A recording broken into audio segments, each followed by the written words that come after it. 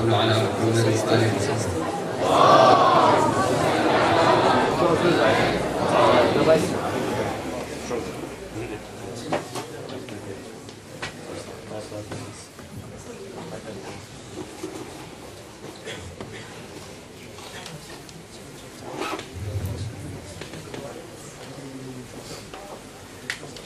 أعوذ بالله من الشيطان الرجيم. بسم الله الرحمن الرحيم. الحمد لله رب العالمين بارئ الخلائق أجمعين باعث الأنبياء والمرسلين، ثم الصلاة والسلام على خير خلقه العبد المؤيد والرسول المسدد حبيب إله العالمين أبي القاسم محمد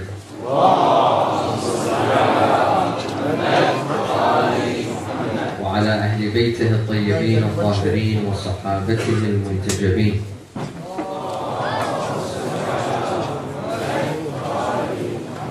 صلى الله عليك يا أبا عبد الله، صلى الله عليك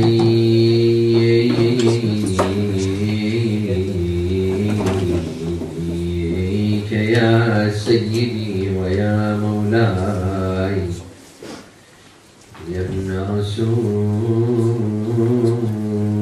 الله، يا رحمة الله الواسعة ويا باب نجاة الأمة ويا عبرة كل مؤمن ومؤمنة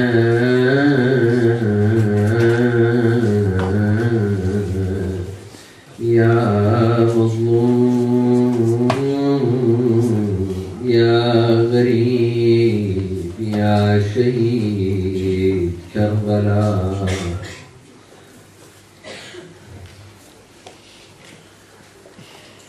يا ليتنا كنا معكم سادتي فنفوز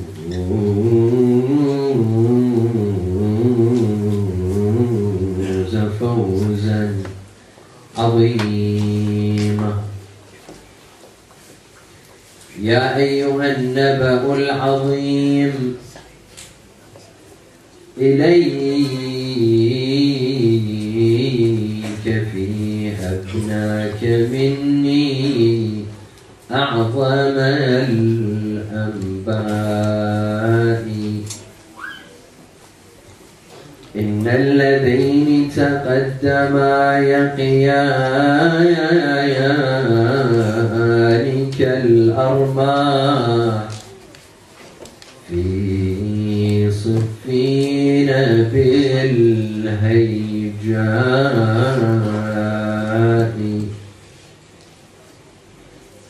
ذاقذفون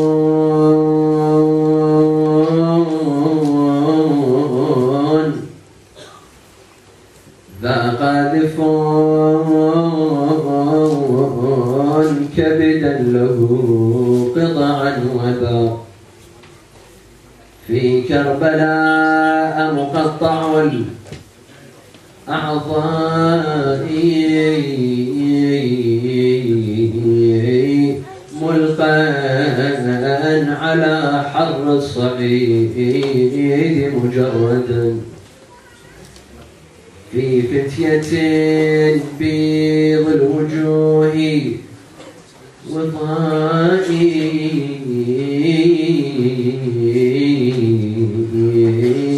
تلك الوجوه المشرقات كأنها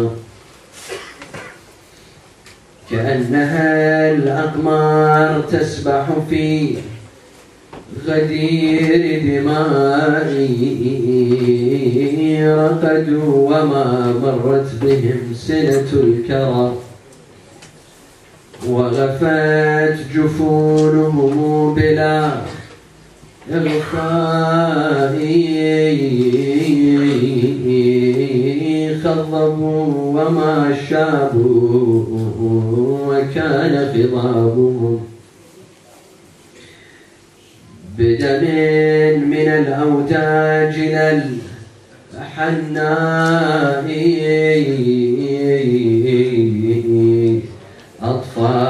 أطفالهم بلغوا الحلوم بقربهم شوقا إلي الهيجا إلى الحسناء ومغسلين ولا مياه لهم سوى عبرات ثأكلا حرة الأحشاء لا حول ولا قوة إلا بالله العلي العظيم إنا لله وإنا إليه راجعون أعوذ بالله من الشيطان الرجيم بسم الله الرحمن الرحيم الطلاق مرتان فإمساك بمعروف أو تسريح بإحسان صلوا على محمد وآل محمد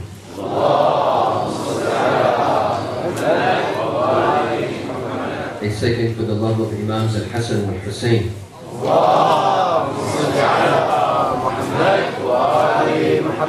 A third for the love of Fatima al-Zahra with your loudest voices.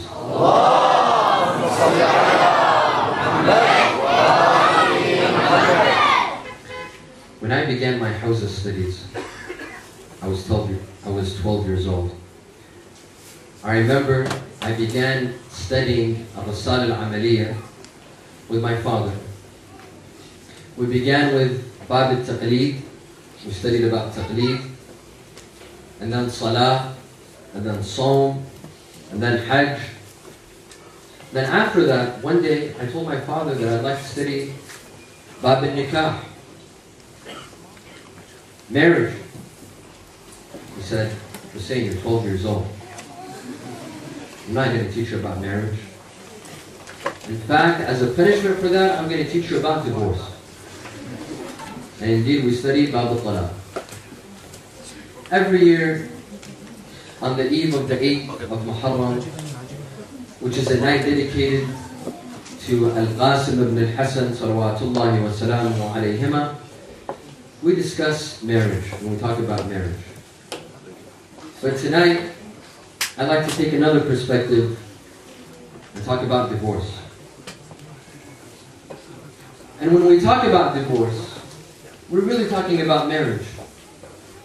Because divorce is the failure and the end of a marriage.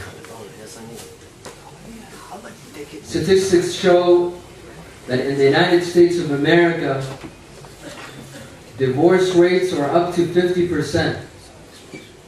Meaning 50% of people, out of all the people that get married in this year, 50% of them will end up divorcing. As for here in Europe, divorce rates are up to 60%, more than the United States of America. And divorce has been occurring as well in a very noticed pattern in Muslim communities.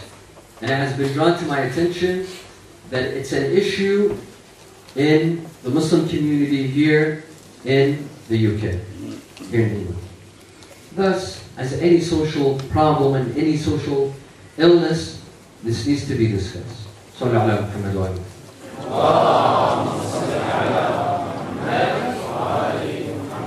First of all, Islam, contrary to Catholicism, allows divorce. Divorce is halal, it's permissible. If two people that are in a marriage, they feel and they see that their marriage is not going anywhere. This is not a happy marriage.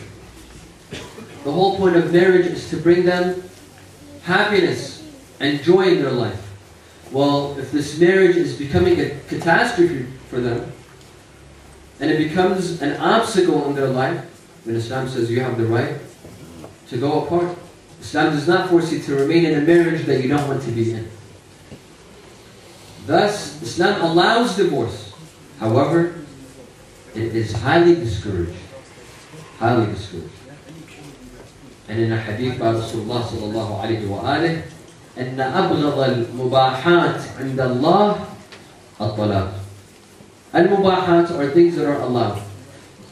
Among the worst things in the eyes of Allah that are allowed is divorce.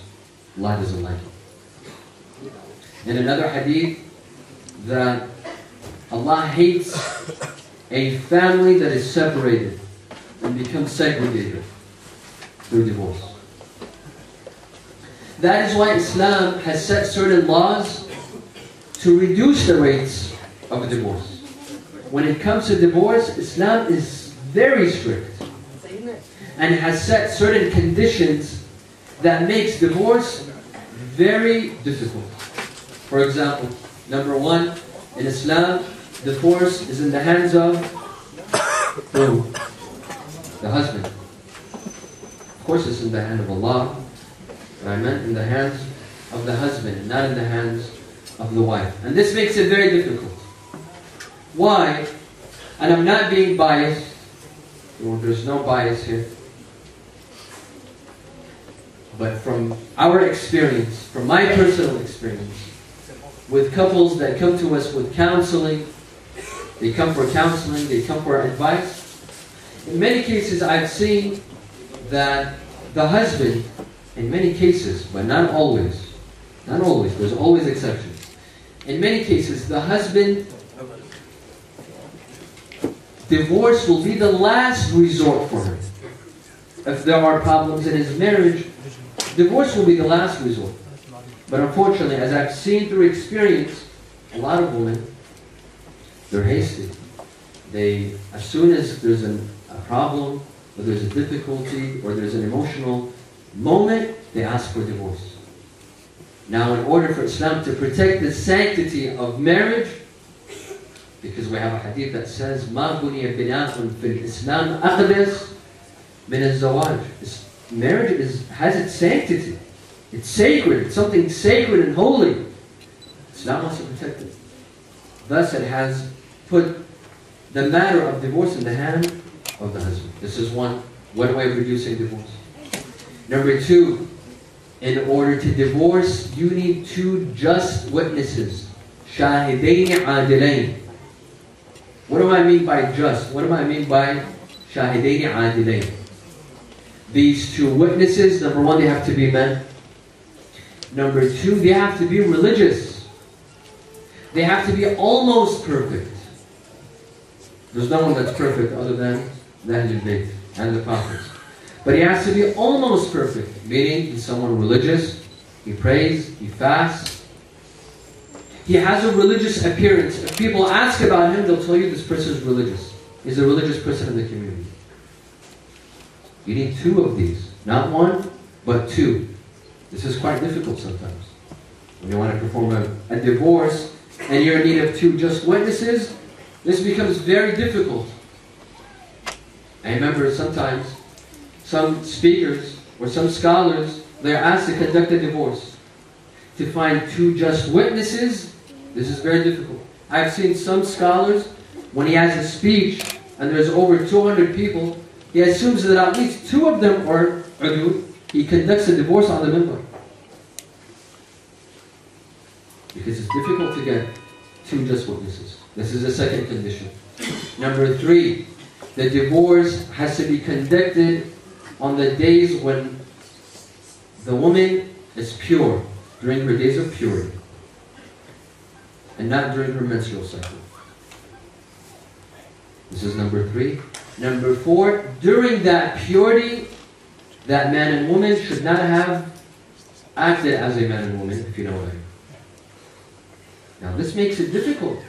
All these conditions make it very difficult. Because a lot of times when a couple come and they want a divorce, we tell them, number one, where's your two just witnesses? Number two, is the wife on her purity? Number three, during that purity, did anything happen?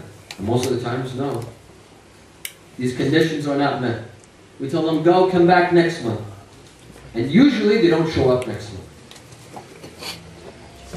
Islam makes it very difficult. Why? Just to avoid divorce. It's possible.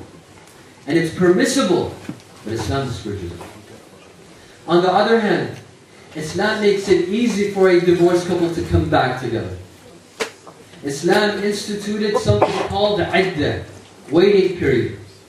After a divorce, a wife must wait for 3 menstrual cycles, and this is called the iddah, waiting period, in order for her to marry someone else. If she wants to marry anyone else, she has to wait for 3 menstrual cycles.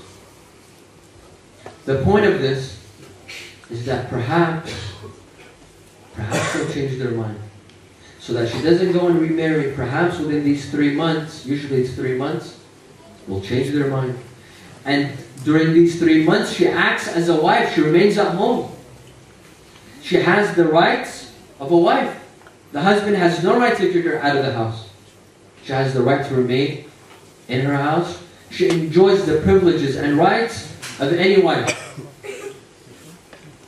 And it is most likely that during these 3 months, because she's at home, the husband and wife will change their mind and they'll go back.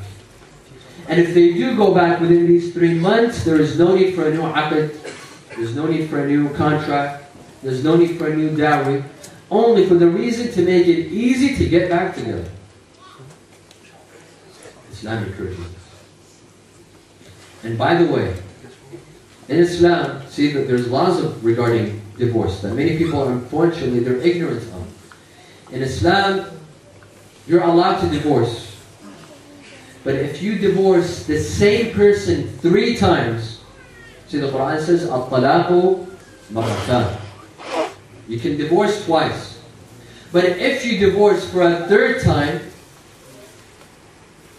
and then you want to get back together for a 4th time, and believe me, there are stupid couples like that. They divorce and they get back together. They divorce and then they get back together. They divorce and... If it happens a 3rd time, and they decide on getting back together, the Quran says, there's a condition. This husband cannot get back with his wife unless she does what? She marries someone else. She marries someone else. And if that second husband decides, it's up to him. If he decides on divorcing her, after he divorces her, they can get back together. And by the way, when she marries this second husband, they have to act like husband and wife. If they don't, and he divorces her, she cannot go back to her first husband. You know why? In Arabic, this is called Jablat Ibn.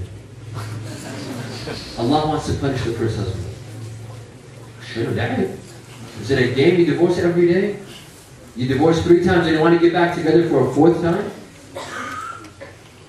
As a punishment, she has to marry another husband and act like his wife. And then if he divorces her, and of course from the second marriage also there's a iddah, 3 months waiting, and then she gets back together with her husband.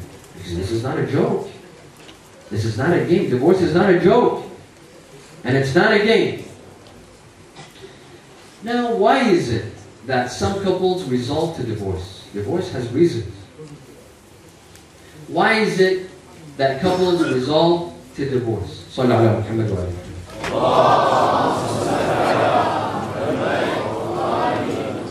By the way, before I get into this, I have a friend in America. He's American and converted to Islam. Once he gave a speech, and he was being humorous. He married an Arabian wife. His wife is Arabian Muslim, and he's American. He converted into Islam and he married her.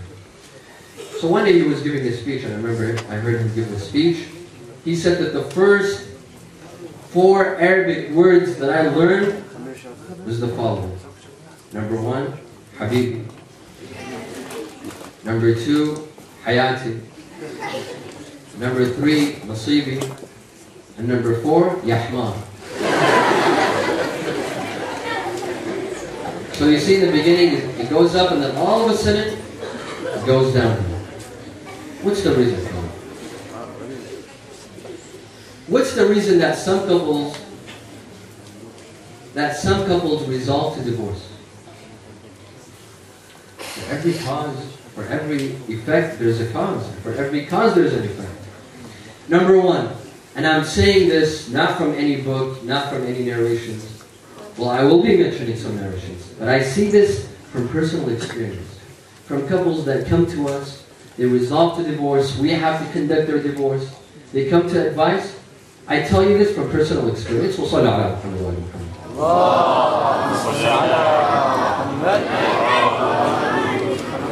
the way, I have copyrights on my jokes.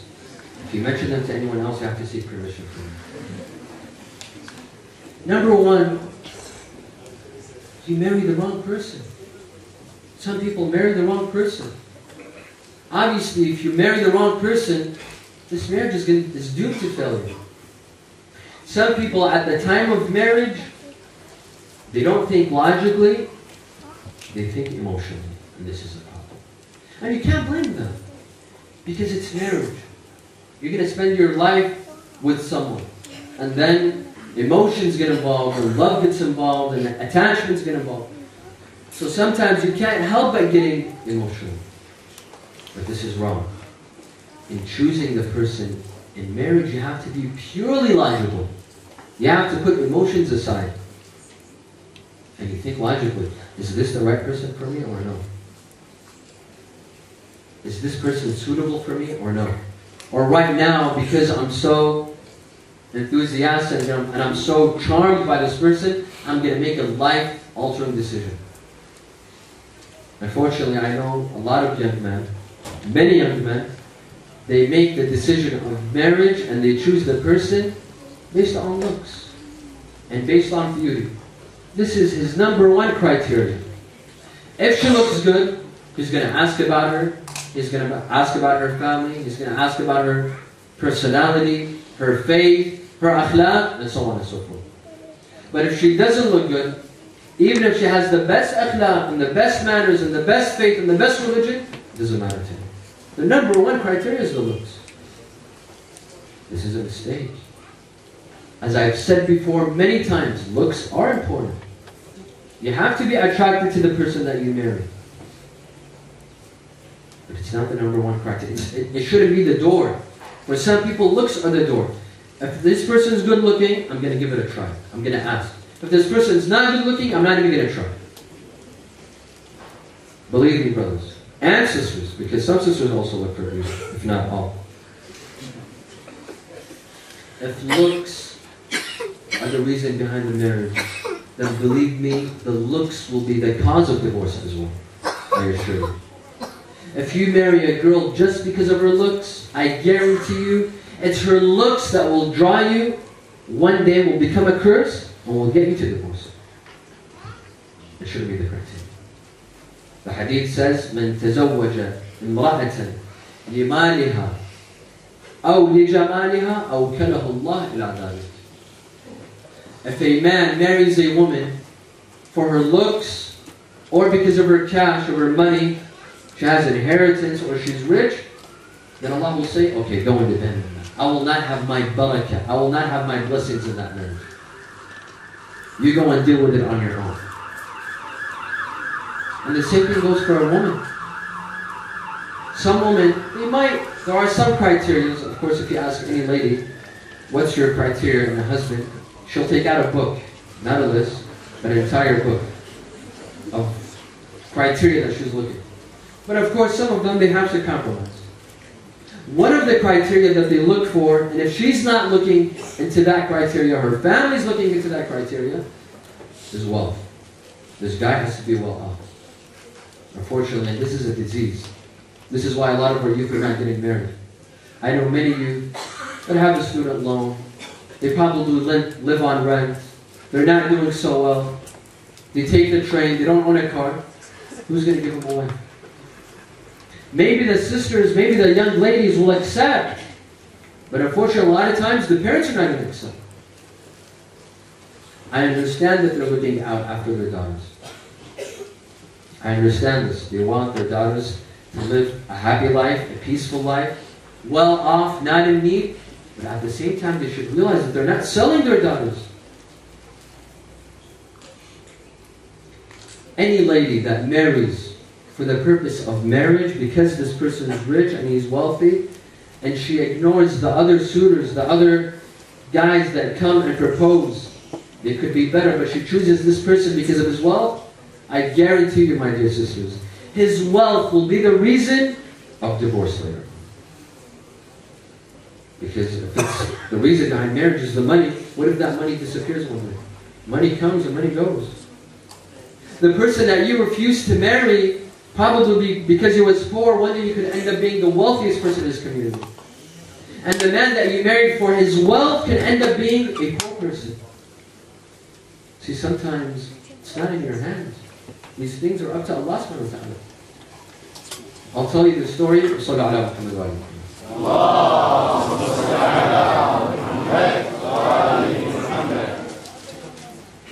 I know of a family. I know of a young lady. A young man proposed to her. This was about 40 years ago in the city of Karbala. There was a young lady, a young man, a student at the time, proposed to her, and they accepted.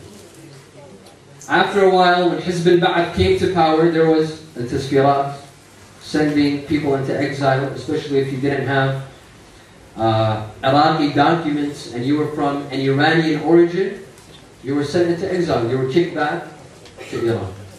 This young man, who had proposed to this girl, was kicked out of Iraq. He went to Qom. He went to Iran. And he was still a student. He was in Najaf. He went to Qom.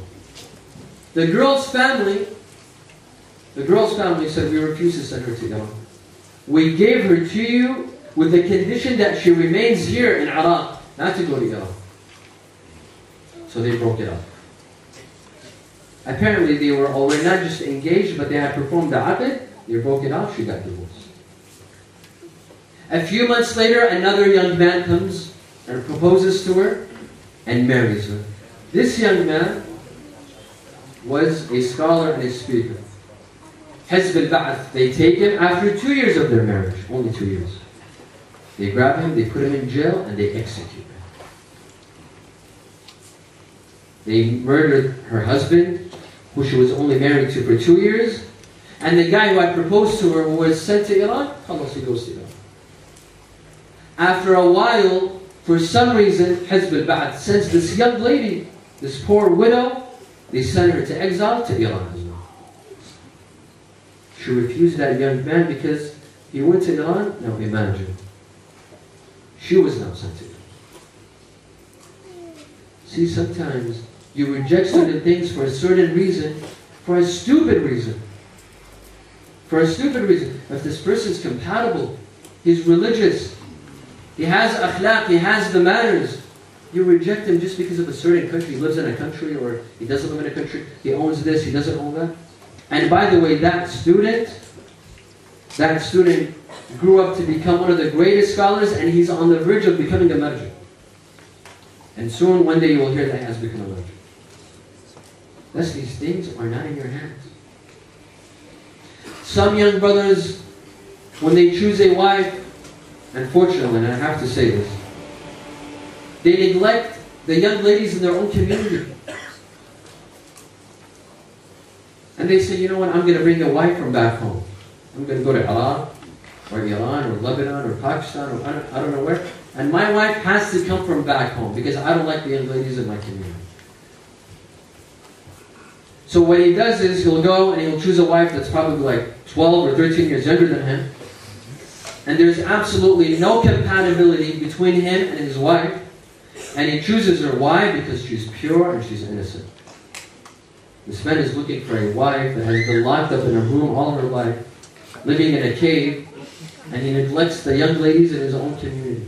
Why? Because some are not pure. Some, they've spoken to other men. Well, let me ask you a question. Are you pure yourself? Are you innocent yourself? Are you perfect yourself? Why this double standard?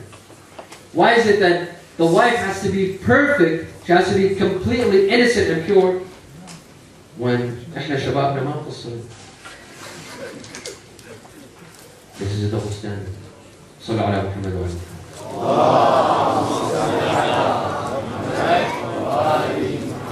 That's number one, you chose the wrong person. Number two, some people, they choose the right person, but they marry for the wrong reason. They don't marry for the right reason. Some say that we got married out of pressure from our parents. Our parents put us under so much pressure, especially certain moms, when her daughter becomes 20, 21, 22, and if people are not proposing or they propose, she just wants her daughter to get married. Okay, I understand that.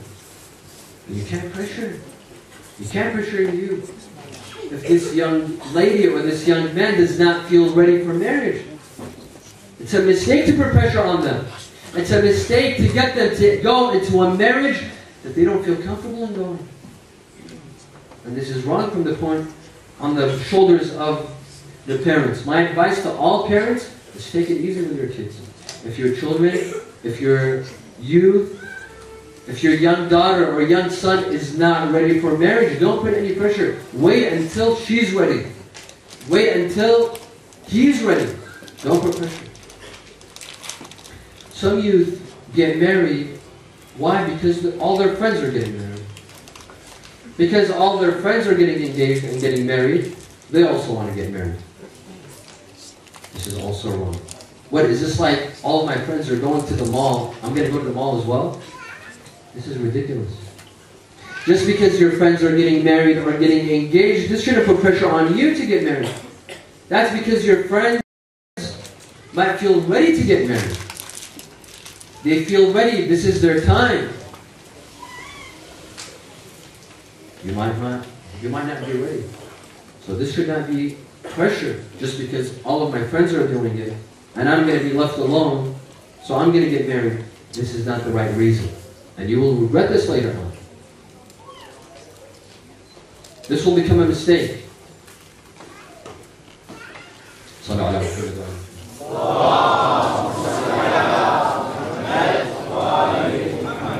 Some say that I got married, and I've heard all of these reasons. I've heard all of these excuses. Some will say that I got married because I just wanted to leave the house. At home, I didn't have freedom. I was told what time to wake up, what time to sleep. Where to go, where not to go. Hang out with these friends, don't hang out with those friends. I wanted my freedom, so I got married. Is this the right reason to get married? Just because you didn't have freedom at home? I know many youth that go into marriage because of this. Because they want their freedom. Because they feel they're living in a jail. So what happens is that they get themselves out of one jail and they put themselves in another jail.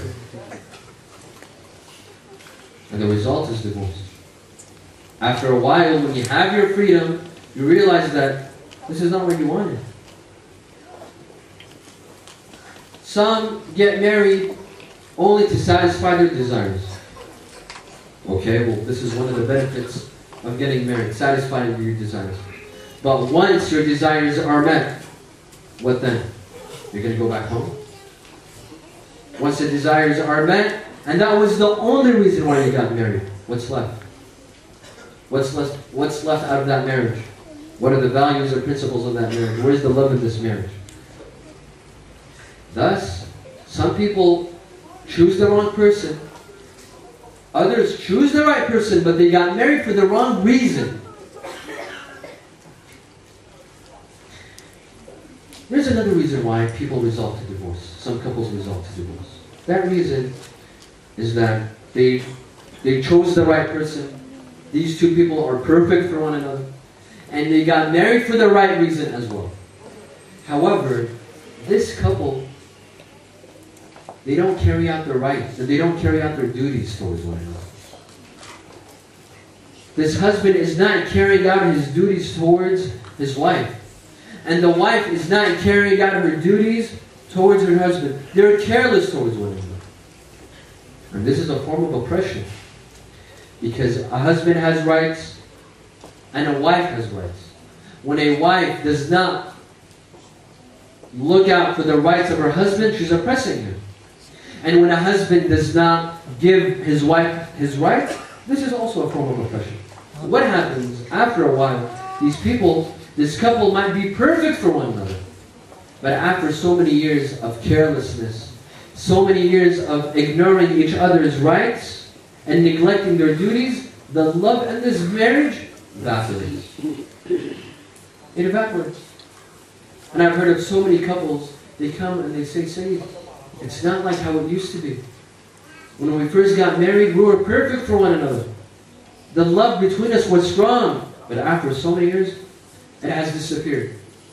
Well, the problem is with that couple themselves. They're not respecting each other's rights. And they're not carrying out their duties for one another. One of the problems that I've been told exists in this community is that some of our young brothers who have gotten married and are married, what they do is, after 11 p.m. or midnight, they'll get a phone call from one of their friends. Hey, let's meet up at the shisha place. You can smoke shisha as much as you want. Knock yourself out. But if you're doing this every night, and you're leaving your poor wife, your young wife at home, every night, to hang out with your buddies, this is not right. This is wrong.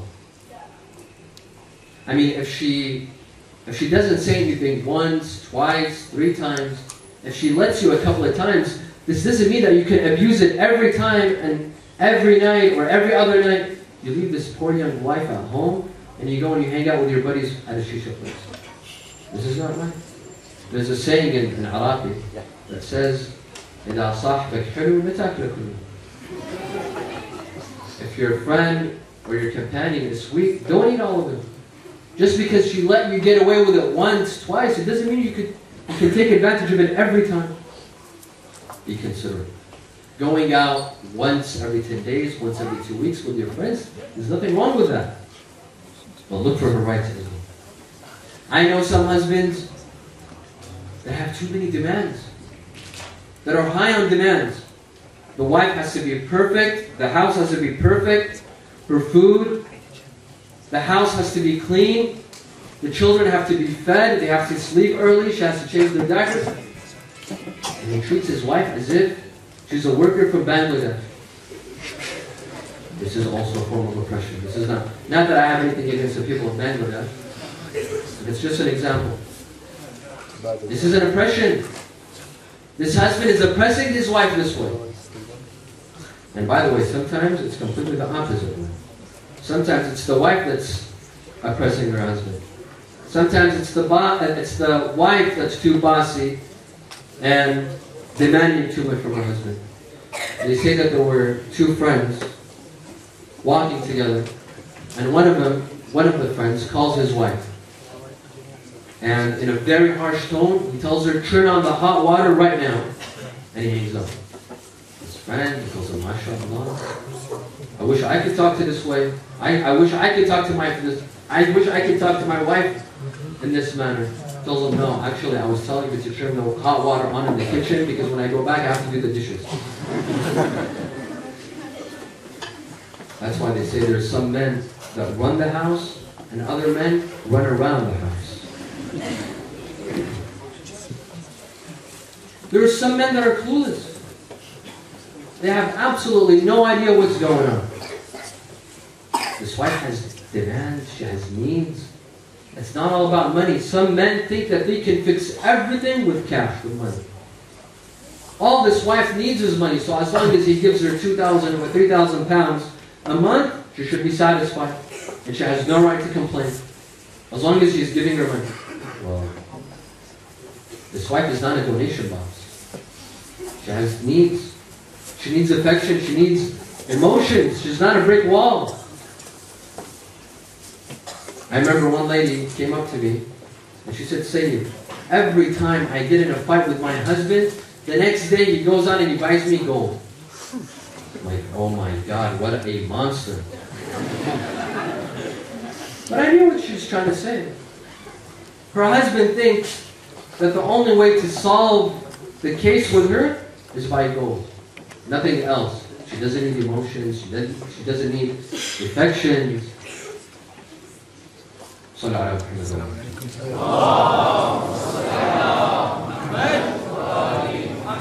Speaking of clueless men, they say that there was a father, there was a man, that thought everything in his house was perfect. Everything in his house was going perfect.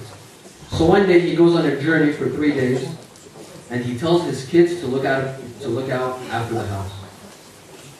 After he comes back from his 3-day journey, his sons, they greet him at the airport. He tells them, is everything okay? Everything in the house, is it okay? No problems? He told them, not a single problem. Everything's okay. Except one slight problem. He said, what? He said, we have a shovel at home that broke. I said, okay. How did it break? He said, well, our pet dog died, and as we were burying that dog, the shovel broke. I said, okay, the pet dog died. How did the pet dog die? He said, well, you know, at our farm, they had a farm. At the farm, there was a large fire, and all the animals came out, and there was a stampede, and the dog died. He said, okay. And how was there a fire in the farm? He said, well, our 7-year-old brother was smoking a cigarette. When he flicked it off, the farm caught on fire. He said, oh my God, why was your 7-year-old brother smoking a cigarette? He said, Dad, when Mom committed suicide, we all started smoking cigarettes. He said, why did your mom commit suicide? He told him, well, she discovered that her boyfriend is cheating on her.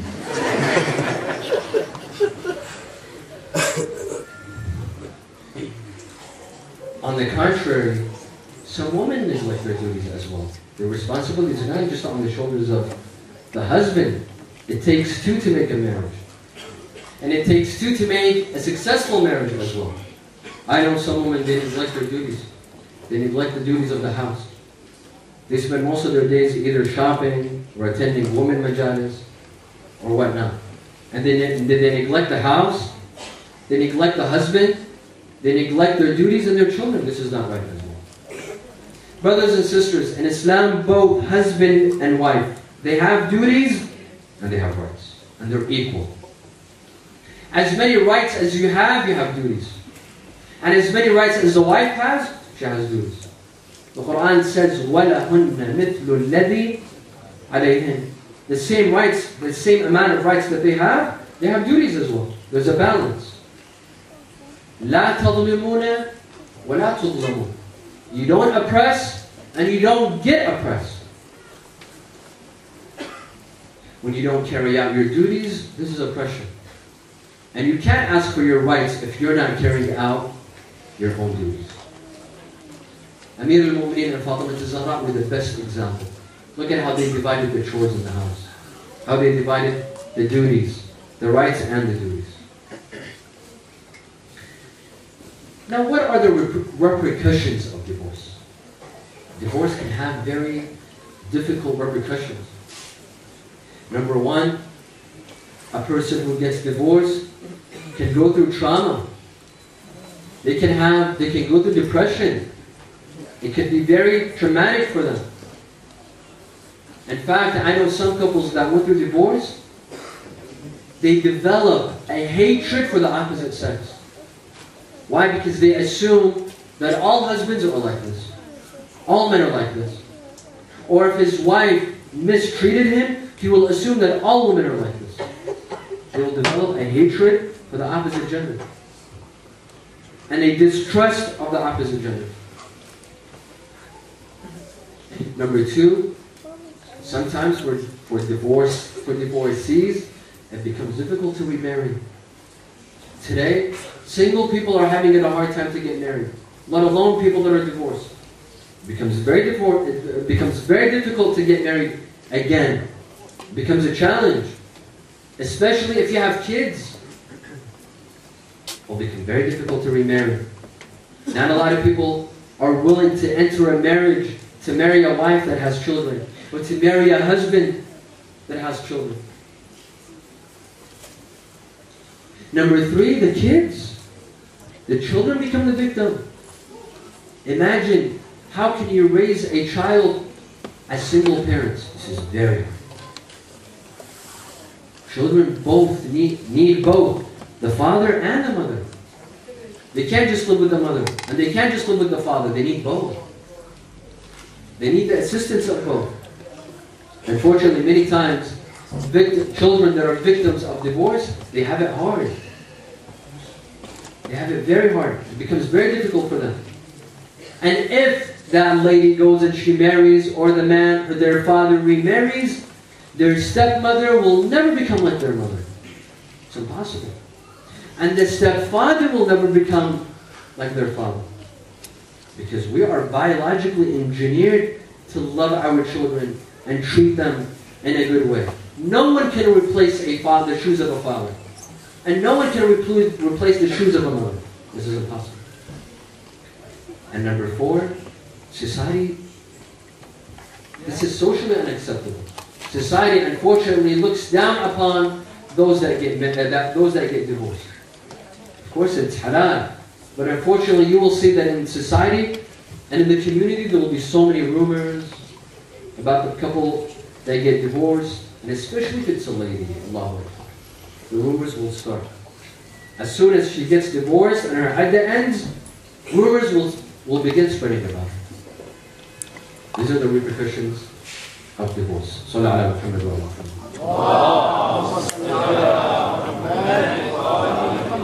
How is it that we can prevent divorce? The famous saying says, "Al-waqaya khayrun min al-ilaj." Prevention is always better than the cure. Why go into divorce and then try to solve it and try to bring a remedy and cure while you can prevent it from day one? You can prevent it from the beginning. Thus, prevention is always better than the cure. Number 1, choose the right person. You can prevent a massacre, a catastrophe from occurring in your life by choosing the right person. When I say choosing the right person, I mean not the person that you're attracted to the most. Not the person that makes you want to stare at him for 5 hours without even blinking. No, not this person. Not the person that can entertain you the most and makes you laugh all day long. This is not the right person. You know who's the right person? The right person to marry as a husband or a wife is the person that will make you more religious. The person that will make you closer to Allah subhanahu wa ta'ala. A person who will protect you and will stand by your side and will become your companion. This is the right person. After all, this is the whole point behind marriage. The point behind marriage is to become more religious and to be protected. The hadith says, "من تزوج فقد أحرز نصف دينه فليتق الله في النصف الآخر." He who gets married has protected half of his faith. How does he protect his faith? Just randomly? By marrying that person. By marrying a person that will protect him his faith. You marry a good wife that will protect for you your faith. And you marry a good husband that will stand strong and make sure that you're religious. This is how. That's the whole point behind marriage. Marry someone, brothers and sisters. Your number 1 criteria is to marry someone that will help you obey Allah better. Will become more religious. Someone that will wake you up for salah in the morning. And someone that will help you practice your hijab better. And wear your hijab better. This is the right person.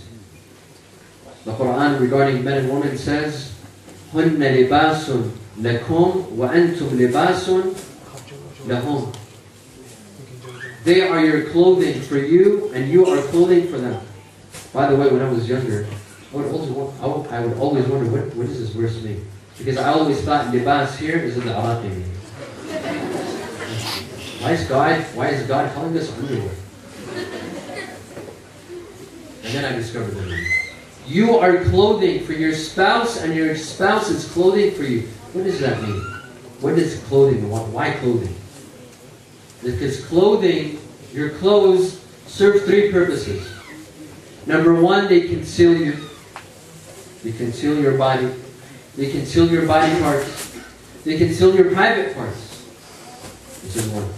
Number two, they protect you. They protect you from the cold and they protect you from the heat. And number three, they're an ornament for you. Your clothing make you look good. Some people are not so good looking, but they will wear clothing that will make them look better and look good. Three things. That means a spouse conceals your faults, protects you, and number three is an ornament for you, is a decoration for you. That spouse, that husband, that wife will make you look good in the community. I always tell some youth that if you're not sure about this marriage, if you're not sure about this person, don't go into that marriage. If you don't know who this person is, if you don't know how religious this person is, don't gamble with your emotions. Don't take risks. Your emotions should never be gambled with, because it could be devastating and it could hurt. Be careful of this person. Don't rush. There's no rush. Number two, in order to prevent divorce, people need to be more patient and more forgiving.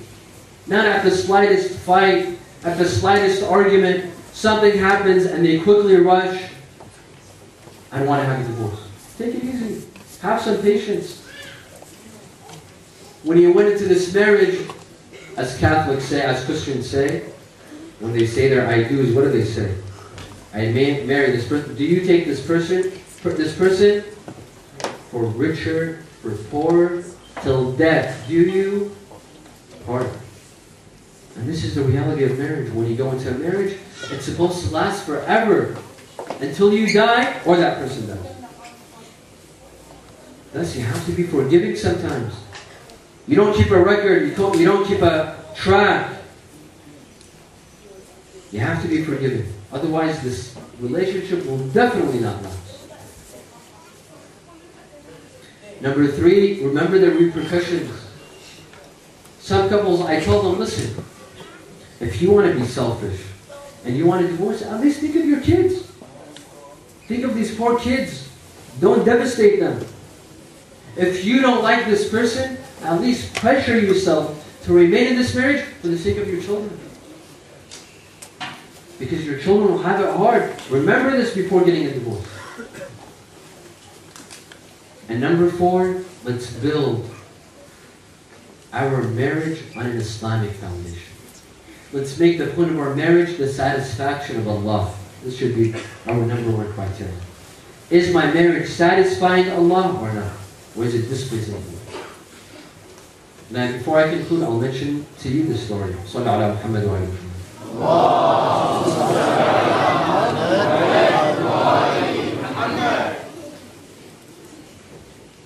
In the Masjid of Rasulullah, there's a place called As-Safwa. As-Safwa is an area where the homeless companions of Rasulullah would go and live. They would sleep there, they would sit there, because they were homeless. They didn't own homes. One of the companions of Rasulullah, his name was Juwaybir. He would sit in As-Safwa. Juwaybir was poor. He was from Africa. He was black. He was homeless. And he didn't have any family members in Medina. Rasulullah felt bad for him. He would see him sit in As-Safwa. He felt bad for him. He told him, Ya Juwaybir, one day, inshallah, you will have a family of your own. One day you will have a wife, and a good wife. And you will have a family, and you will have a house, and you will have a roof over your head. Juwaybir started laughing. He said, Ya Rasulullah, me? Who would marry me? No one would marry me. I'm poor. I don't have a family. I'm not good looking. I'm not from Quraysh. I'm not from these well-known families. Rasulullah told him, you will get married and I will get you married. Rasulullah told Juwaybir to stand. He told him, go to so-and-so's house. Go to him. and tell him, I am here to propose to your daughter. Her name is Al-Dalfa. Go and propose to his daughter. He said, Ya Rasulullah, are you sure? I'm not going to get rejected? Rasulullah told him, do what I say. Juwayba went, he knocked at the door. They welcomed him, he sat down, and he told Al-Dalfa's father, he told her, I am here. He told him, I am here to propose to your daughter. Rasulullah told me to propose to your daughter. He said, Rasulullah told you? He said, yes. He said, I am honored. However, I won't give my daughter to anyone other than our own people. Someone from Medina. From the families in Medina. Someone from our social class. I'm not going to give my daughter to anyone. Juwayba was very upset. He was very disappointed. He told the man that, by God, these are not the teachings of Rasulullah. And these are not the teachings of Islam. He got up and he left. Al-Dalfa was listening. When Juwayba left, she came to her father. She told him, yeah, my father, what happened? He said, this man, this poor man, this homeless man, came and proposed to you. She said, but didn't Rasulullah send him? He said, yes. He said, then why did you reject him? In this case, you're rejecting Rasulullah. She said, go and call him back. So he went. The man rushed. He went, he called back Juwayba. He came back to the house. And he said, let me have a word with Rasulullah. This man went to Rasulullah. He asked him, Ya Rasulullah, did you really send Juwayba to propose to my daughter? He said, yes. And not only that, but I order you to marry your daughter to this man. Of course, pending that Al-Dalfa accepts. The man goes back, he asks his daughter, Al-Dalfa. She said, as long as Rasulullah wants this to happen, I agree. And I accept. And so they got married. We got Juwayba and Al-Dalfa get married. Now what was interesting is that the night of their wedding, when Juwayba and Al-Dalfa met the night of their wedding, Al-Dalfa was dressed in a beautiful dress. She looked beautiful. Yet Juwayba goes to a corner. He leaves his wife. He goes to a corner and he begins to pray. From night all the way till the morning. Al-Dalfa waited a couple of minutes, a couple of hours. And it didn't seem like Juwayba was going to come close to her at all. She slept. The next morning, the ladies of Medina, the elderly ladies, they came to her and they asked her the annoying question, what happened? And that is really annoying. She said, nothing happened. What? She said, nothing happened. Why? She said, Juwayba went into the corner of the house and he was praying and worshiping till the morning. He said, this is strange. This is not normal. So they waited till the next night. The next night, again when Juwayba came back home, at nighttime, he went to the corner of his house and he began praying again. All the way till Fajr. Al-Dalfa goes to sleep. The next day, the annoying old ladies, they came back to her. What happened? She said, nothing happened. He said, are you serious? Maybe we should tell your father. She said, no, don't tell my father. The third night, she said, perhaps tonight he'll come. The third night, again, Juwayba is ready, Al-Dalfa is ready. Juwayba again goes to the corner and he begins praying. The next day, the old ladies, the annoying old ladies, they couldn't stand it anymore. They said, you know what, we're going to tell your father. They went and told her father. Her father was very upset. He goes to Rasulullah. Told him, Ya Rasulullah, didn't you order me to give my daughter to Juwayba? This was your request. He said, yes. He said, but Juwayba for the last 3 nights has not even come close to his wife. And I think that there's something wrong with him.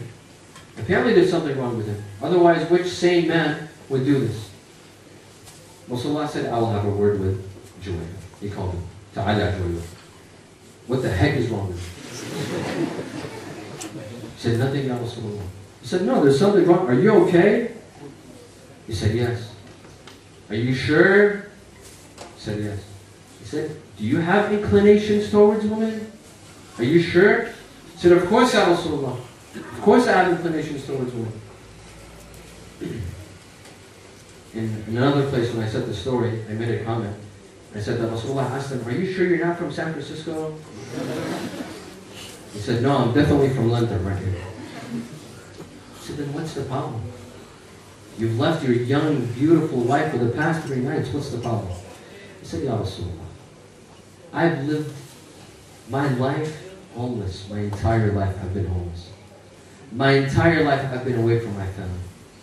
My entire life I haven't had a roof over my head, my own roof, my own house. This is the first time.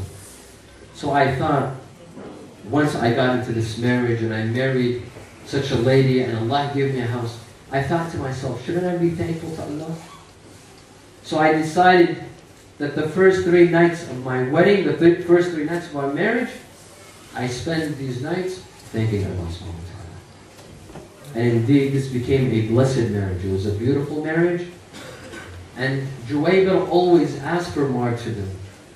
He wanted to become a shaheed. And after a while, he went into a battle and he became a shaheed. This was Juwaybir, a black man, one of the companions of Rasulullah. And there was another black man in Ashura, but a companion of Imam Hussein alayhi salam. And that was Joan, Mawla Abi Dhar al-Ghifari. Joan was also with Imam Hussein, was a servant of Imam Hussein. He came all the way to Ashura. He came all the way to Karbala on the day of Ashura. Imam Hussein told him, you are free, Joan. You are free. You no longer need to serve me. Joan said, Yabna Rasulullah, at times of ease, I'm with you and I serve you, but at times of difficulties, I abandon you. No way, Ya Aba Abdullah. I will not abandon you until my blood mixes with your blood. And I give and I sacrifice for my life for you, Ya Aba Abdullah. Joan entered the battlefield. He fought. Once he fell, Imam Hussein rushed to him. He sat next to him.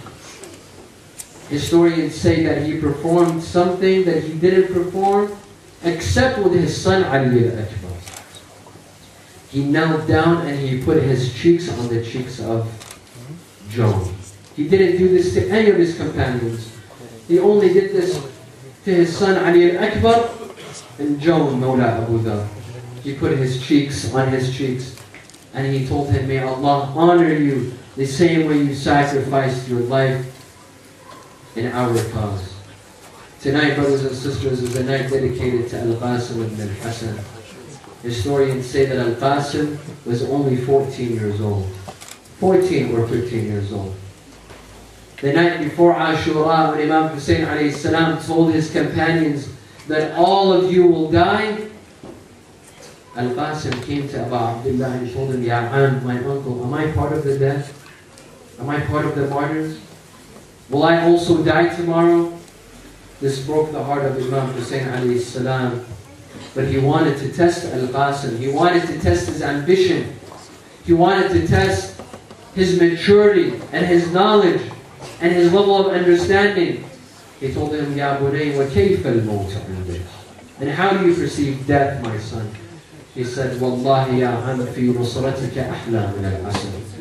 If death means to defend you and protect you, if my death means to honor you, then my death is sweeter than honey, my dear uncle. On the day of Ashura, Al-Qasim came to his uncle Hussein. He told him, Ya, give me permission to enter the battlefield. Imam Hussein refused. And why did he refuse? Because Al-Qasim was an orphan. When Imam Hassan died, Al-Qasim was only 4 years old. Al-Qasim grew up in the house of Imam Hussein. Imam Al-Hassan had trusted Imam Hussein with his son Al-Qasim. Today, Al-Qasim was seeking permission to enter the battlefield. Imam Hussein refused. He told him, I won't give you permission. Al-Qasim went. After a couple of minutes, he came back and he brought a letter that he found from his father, Imam Al-Hassan. He gave it to his uncle Hussein. Abu Abdullah read the note. It was from his brother Al-Hassan, addressed to him, Akhi Abu Abdullah, You are probably reading this note on a very difficult day, the day of your death. And a day that you are in need of companions, you are in need of soldiers. I want my son to be among your soldiers. I want my son to be among those who sacrifice for their life into battle. Give him permission to fight. Imam Hussein grabs Al-Qasim ibn al-Hassan, they begin to weep and they begin to cry. Al-Qasim was the last remaining memory that Imam Hussein had of his brother Al-Hassan. He grabbed him, they weep, they cry. Then Imam Hussein alayhi salam grabbed the turban that he had saved from his brother Al-Hassan and he puts it on the head of Al-Qasim. And he gives him the sword of his brother Al-Hassan. And he tells him, but before you go and say your last farewell to your mother Ramla. Al-Qasim enters the tent. He enters the tent to say his last farewell to his mother Ramla. Ramla tells him, you're leaving, this is it. For 14 years we were together. For 14 years I raised you. And I worked so hard to protect you. But this is it, you're leaving. She said, I have one final request, Al-Qasim. I want you to stand in front of me. I want to see you stand in front of me so that a memory of you will remain in my mind. It's as if Al-Qasim is saying his last farewell to his mother. And this poet describes these moments, these final moments between Al-Qasim and his mother. أوصيك قالها وصية تسمعين لفظ جوابي شبان لو شفتيهم ظلت ذكر شبابي محروم من شم الهوى من دون كل أصحابي عطشان أنا يا والده وقت الشرب ذكري. Al-Qasim enters the battlefield. He enters the battlefield. Hamid ibn Muslim says that I saw a young man that had not even reached his maturity. I saw him come from the camp of Abu Abdullah, his face glowing with light. I said, Subhanallah, if this young man attacks me, I would not return back the attack. He said, all of a sudden, a man by the name of Al-Yazdi, one of my comrades in the army, he said, Wallah, I will make sure that his uncle sits and mourns him, sits over his dead body and cries. I said, Subhanallah. Al-Qasim enters the battlefield. He begins to fight. He kills several soldiers and he injures others until Al-Azdi approaches him. Al-Qasim ibn al-Hassan, his shoelace breaks off. He kneels to fix his shoelace. Al-Azdi hits him with his horse on his head. Al-Qasim falls to the ground. Ammi Aba Abdullah, alayka minni salam. Imam Hussein reaches to him. He sees Al-Qasim in his last moments. بني يعز على عمك أن تدعوه فلا يجيبك أو يجيبك فلا يعينك أو يعينك فلا يغني عنك شيئا بكى ونادى يا جاسم شبيدي يا ريت السيف قبلك حزوني ايدي هانلكم تخلوني وحدي. Imam Hussein, he grabs Al-Qasim and he brings him back to the camp. He puts him next to Ali al-Akbar. Historians say that he would look at Ali al-Akbar and he would look at Qasim and he would burst into tears, not knowing at which to look at and whom to look at and whom to shed tears for. جابه ومدد ما بين خوته بشاعدهم يا ويلي وموته بس ما سمع عن النسوان صوته جت زينب تصيح الله أكبر. Imam Hussein remained by the bodies of Ali al-Akbar and Qasim, shedding tears and crying. Zainab comes to Imam Hussein. She tells him, Akhi Aba Abdullah, Azzam Allahu lak al-Ajr. My condolences, but my dear brother Layla and Ramla are standing outside and they want to come and sit over the bodies of their children. They want to come and cry, but they're embarrassed of you, Aba Abdullah. They don't want to cry in front of you. They don't want to shed their tears in front of you. So please leave the tent. Let Ramla and Layla come inside. Layla came, Ramla came, and they sat next to the bodies of their children. Ya bani, ya bani, ya muhannab طيب نومك. يا بني يا مهنب طيب نومك عريان ومسلب هدومك. حر الشمس غير رسومك. يا ريت يومي قبل يومك.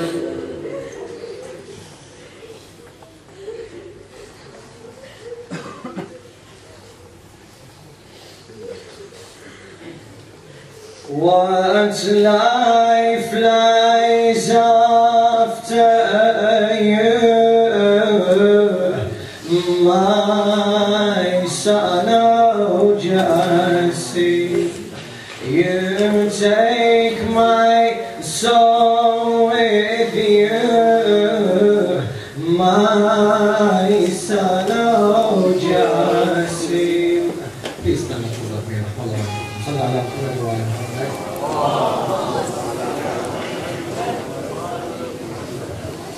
What life lies after you, my son, oh Jassim.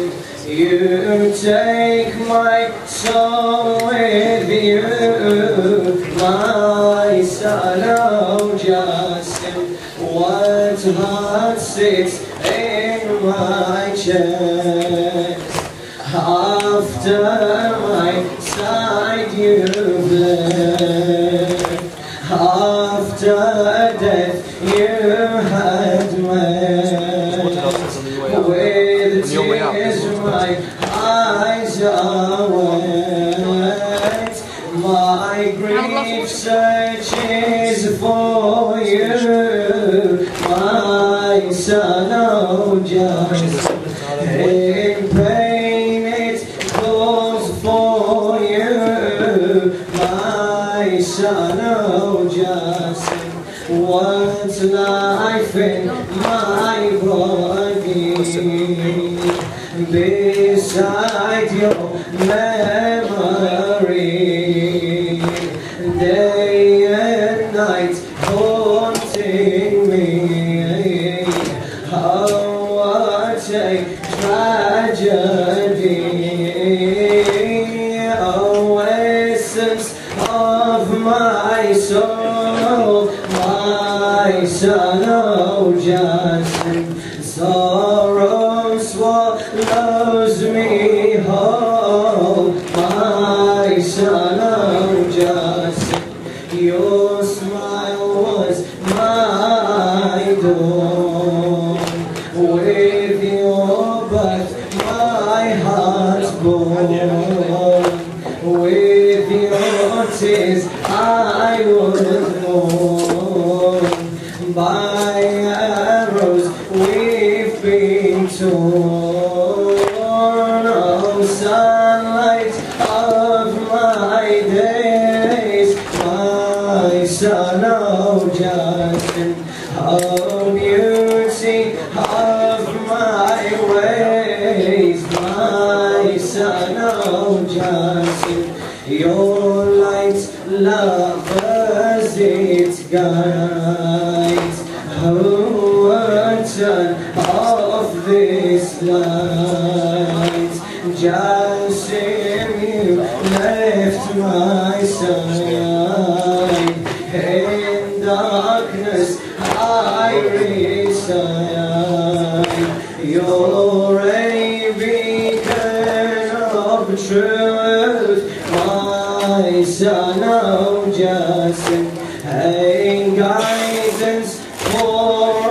ضيف ميسر وجاسم. السلام عليك يا أبا عبد الله.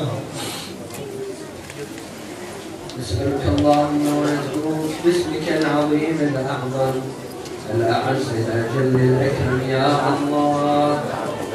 اللهم ادخل على أهل القبور السرور. اللهم اشفي كل مريض. اللهم داوي كل جريح. اللهم اكسر كل عريان. اللهم اشبع كل جائع. اللهم امني كل فقير. اللهم اقضي دين كل يتيم.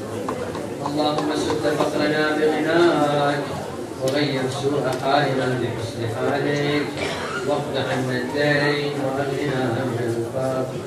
اللهم كن لوليك الحجة الحسن صلواتك عليه وعلى أرضاك في هذه الساعة وفي كل ساعة وليا وحافظا وقائدا وناصرا ودليلا وعينا حتى تسكنه أرضك طوعا وتمتعه فيها طويلا برحمتك يا أرحم الراحمين. ولأرواح المؤمنين والمؤمنات والعلماء والشهداء نقرأ سورة الفاتحة مع الصلوات.